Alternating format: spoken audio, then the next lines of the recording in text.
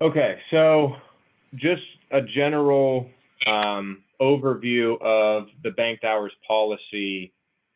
So we don't apply banked hours on a weekly basis. It only gets looked at the end of every bonus period. But at the end of that bonus period, we do go back and look each week in the bonus period to figure out how many banked hours apply over that 4-week time frame. So what I mean by that is like, let's just take Rebecca, for example, here in bonus period 10, which is this column. So this is her data from bonus period 10. So the period percentage here shows that she had 57.2% productivity over that 4-week time frame. So if we look at her on the weekly tracking sheet, here's Rebecca, and the bonus periods are marked up here at the top. So these 4 weeks were bonus period 10 for Rebecca, which correspond to these percentages here. So you can see the first week of bonus period 10, she had 11 billable hours, which yielded 27.5% productivity. She had 3 days of PTO that week. The other 3 weeks of the bonus period, she had high productivity. She was 67.5, 67.5, 66.3. But when we take the average over that 4-week time frame, that's where you get the 57.2% productivity for her for that 4-week period. So without looking or factoring in any banked hours, she would not have bonus because she came in at 57.2 and she has to get to 58% to bonus. But what we do now is we know she didn't hit the maximum bonus percentage. So what we do is we'll look back and see which of those 4 weeks she didn't meet the 55% threshold. Because that's the minimum expectation each week, is let's get to 55%. So if you look at week 1 here, she was below 55%. She came in at 27.5. Well, the 55% number is 22 billable hours. So she only had 11.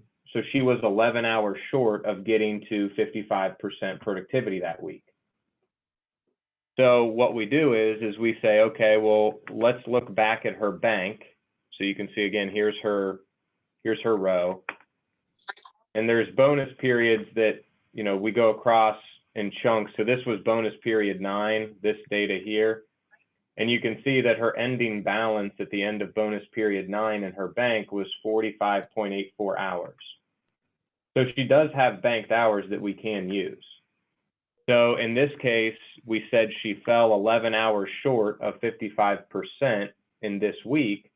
So we're going to apply 11 banked hours to her productivity calculation for that day, or for that week, I should say. So we apply the 11 hours for week 1. We look at week 2. She exceeded 55%. We look at week 3, she exceeded 55%. Same thing with week 4.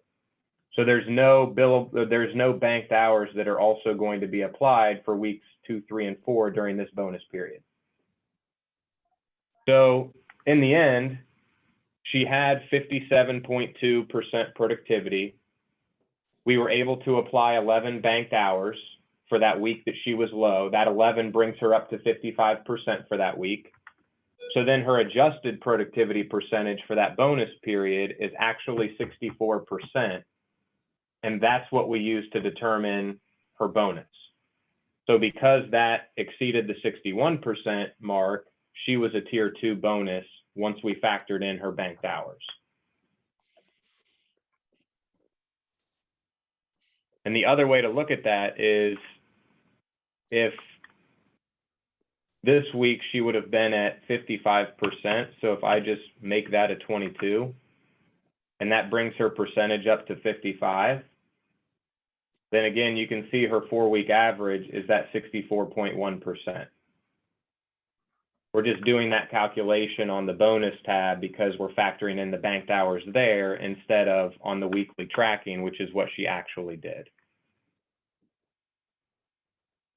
So I'll stop there on that example and see if anybody has any questions or needs further clarification on what the process looks like for evaluating performance during the bonus period and then determining how many banked hours might be applied.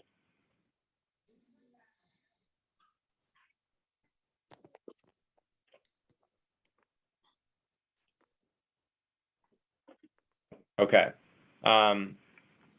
Another example would be, let's look at Alexandra Wolf here in bonus period 10. You can see she finished at 57.6%. So if we look at Alexandra right here, these 4 weeks in the bonus period, so you can see 22.25, 25, 22, 23. So every week was 55% or higher. But when you look at the performance over the bonus period, she only finished at 57.6 on average. So she actually didn't meet bonus because she didn't hit that 58% minimum threshold. But we're also not able to apply any banked hours because she did not fall below 55% any of those 4 weeks. So again, you only apply banked hours if you fall below 55% in 1 or more weeks during that bonus period. So yes, she has banked hours to use and apply, but they weren't able to be used in this case.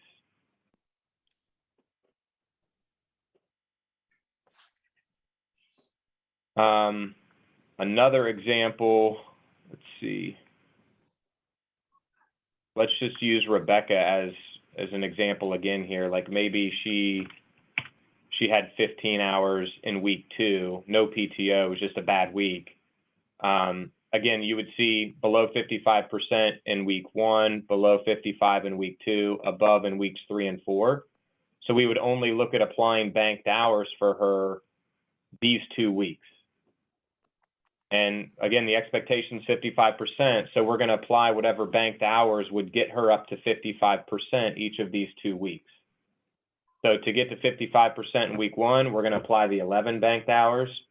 And then to get to 55% in week 2, we're going to apply another 7. So we'd actually apply 18 banked hours in this case. And if we go back to here, we would say, okay, well, for the period she was at 49.7, we can apply a maximum of 18. She has 45 in her bank, so we can definitely apply 18. She has the full amount we can use. And then her adjusted percentage is 60.9, just below the 61 mark, so she would be a tier 1 bonus in that case. And then based on the bank hours that were applied, you can see what the ending balance is on her future bank moving into the next bonus period, based on where she ended the prior bonus period, what was used, and the residual, and then where that leaves her. You can always reference where everybody stands with their bank on the bonus tab at the end of a bonus period.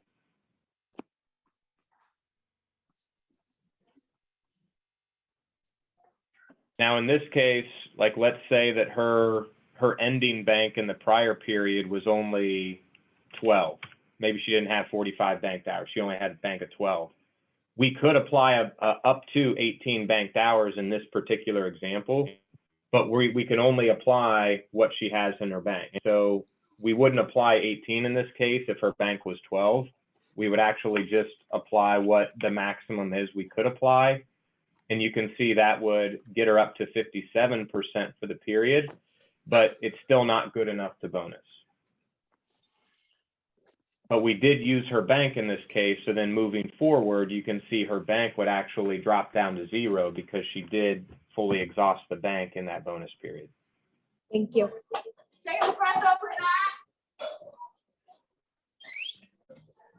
So any other questions or examples that would be helpful to talk through?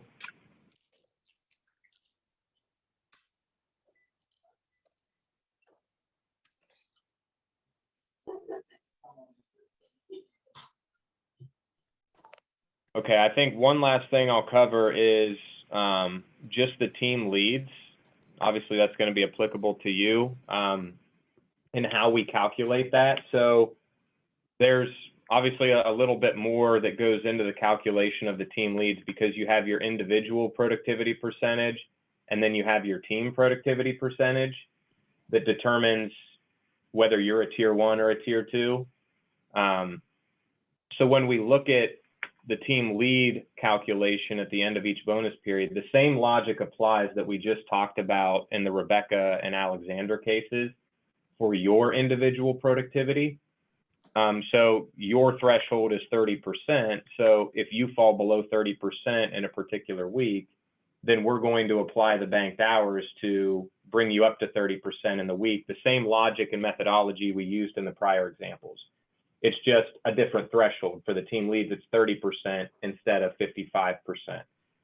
So in the team leads case, we're going to bring you up to the 12 billable hours each of those weeks instead of the 22 hours that we would for a TBS or therapist. The team calculation is where it gets a little bit more messy, just because we don't factor in new hires. So if you have somebody that's still in training that is not able to be fully productive, so they're in that 4-week training period, we're going to back them out from your calculation so that they don't count against you in your team calculation.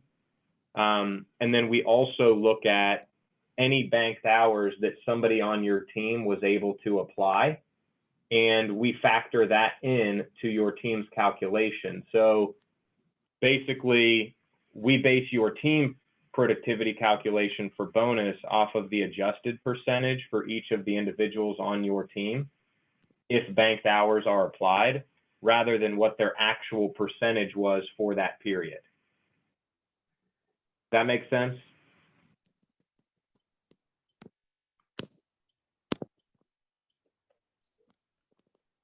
Okay, I saw some head nods, so I'm going to go with yes. And just to give you an example of that, like, let's see if anybody was a new hire. So yeah, like here, this was a new hire for Patricia's caseload, Jarrett.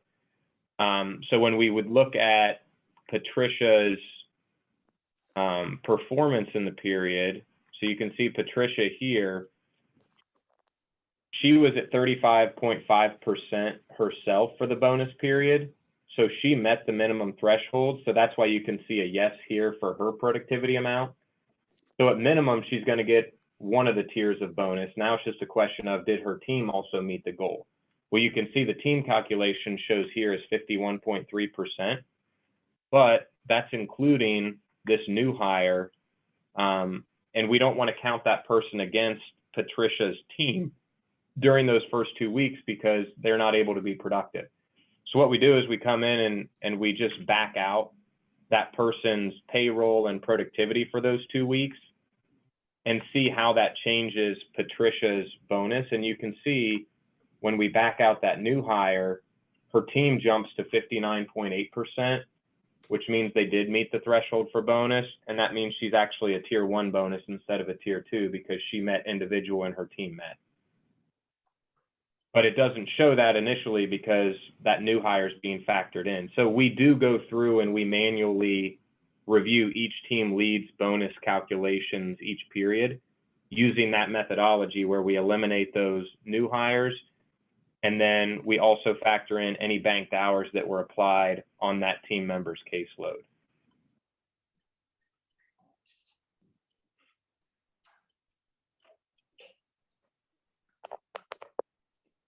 All right, I think that covers it from my end. So any other questions before we wrap up?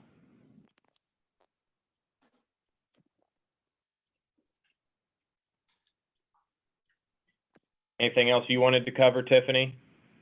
I don't think so. I think Tammy had a question, but I'm going to see if I can understand it. So, and Tammy, you may have to explain it a little.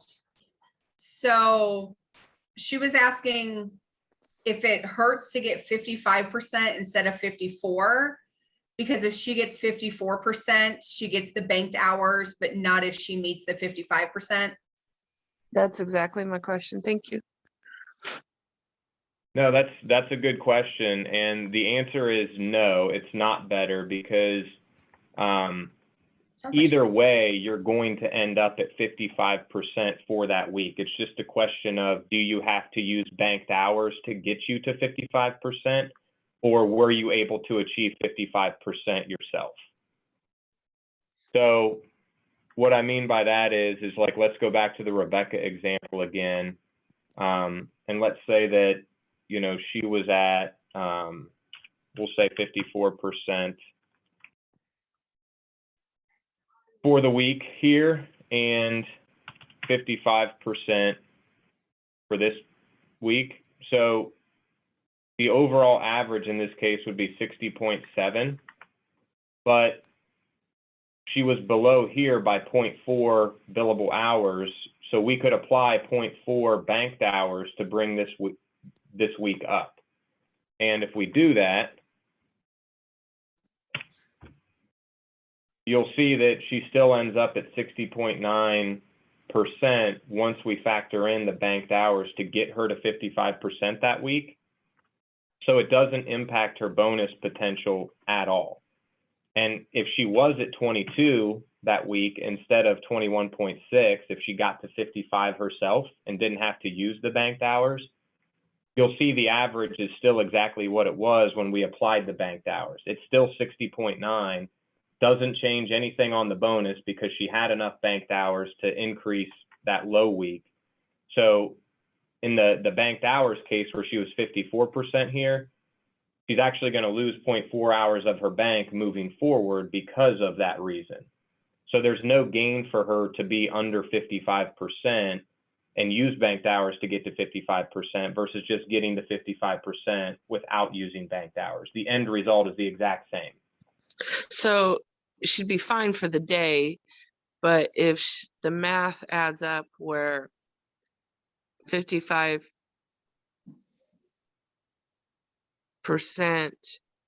for that day,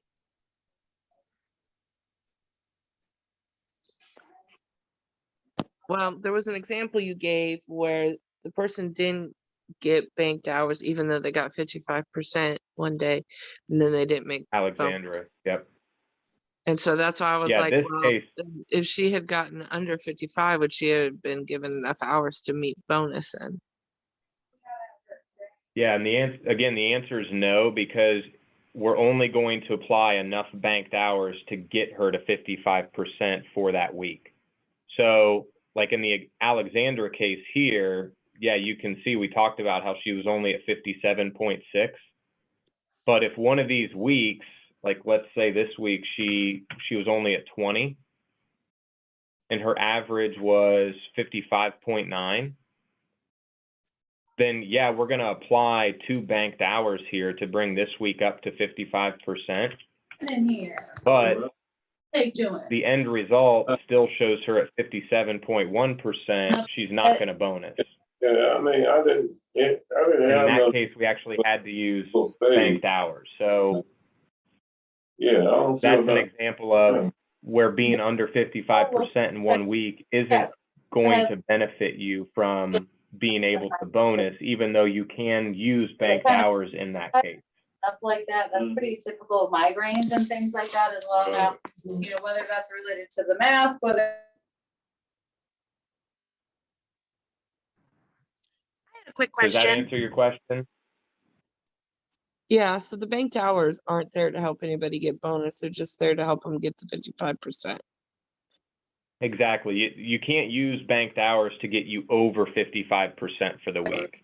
The You're purpose of the banked hours are to help offset low weeks due to PTO or some other reason so that you get to that 55% during that particular week or weeks. And then you're going to have to overproduce in the other weeks that you're not using banked hours to help bring your overall average for the bonus period above that bonus threshold of 58%.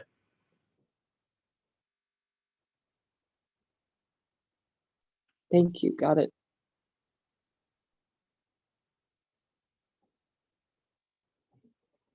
So another example of that here would be like Delilah Beth. You can see for the bonus period, she was at 54.6%. She had 2 really good weeks, 66 and 59. but she had 2 lower weeks.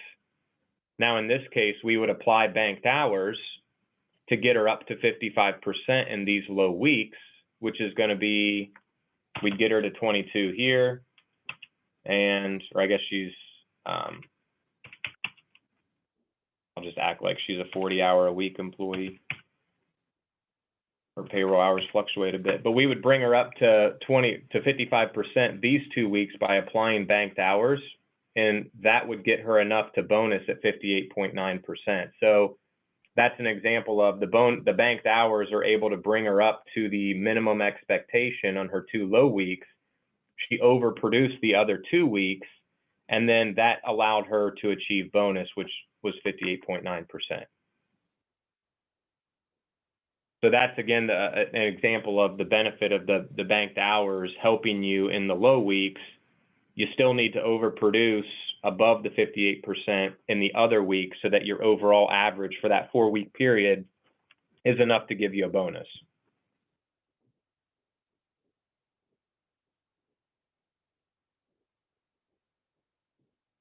Did that example help explain it a little better? Yeah, I get it now. I was just Okay. confused a minute earlier. Thank you so much. Yep. All right, anything else, Tiffany? Mr. Bell, I have a question. When it Yep. comes to these banked hours, how long are they in our bank? Do they dissipate after a year, or do they stay in there as long as we're employed? How does that work? Yep, they stay there as long as you're here. So they never go away, they never expire, they carry over from 1 year to the next. The only time they'll go away is when you use them completely. So you'll always continuously build up your banked hours as long as you're accumulating more than that minimum threshold every month, up until a certain cap. We cap them at 80 hours each bonus period. So you can't just infinitely increase your bank to, 1,000 hours, for example. It's always going to be capped at 80, but you can use that 80 at will until it's gone, and then you can start to accumulate more. So it's an ongoing accumulation. Every bonus period, we reset the bank and figure out, did it increase, did it decrease? And that's where you can always see the ending balance at each bonus period, where everybody's bank is and whether it increased or decreased from the prior period. But they do not go away after a certain time frame. The balance is always there until it's fully used. Okay, and so there's never an incentive for the overages that we do. The only incentive of having the banked hours is simply just to help us if we haven't met the 55%. Exactly. That's the incentive. So you can see, like this person, Sheldon, their bank was at 28.64. This recent period, they hit 62.5%. So they're going to bonus without using banked hours. And because they produced more than the 58%, they actually increased their bank to 32.2 at the end of this period. So again, that gives them more banked hours to use in the event they have several low weeks in a bonus period. They have a lot of banked hours they can apply and bring them up in those low weeks so that they still have the opportunity to earn a bonus if they overproduce the other weeks during that period. Okay.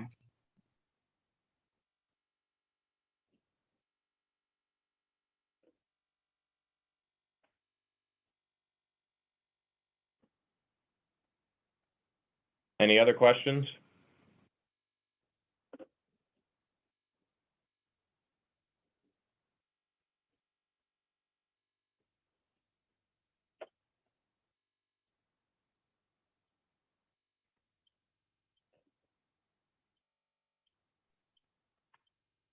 I know on my end, Michael, I don't have any other questions.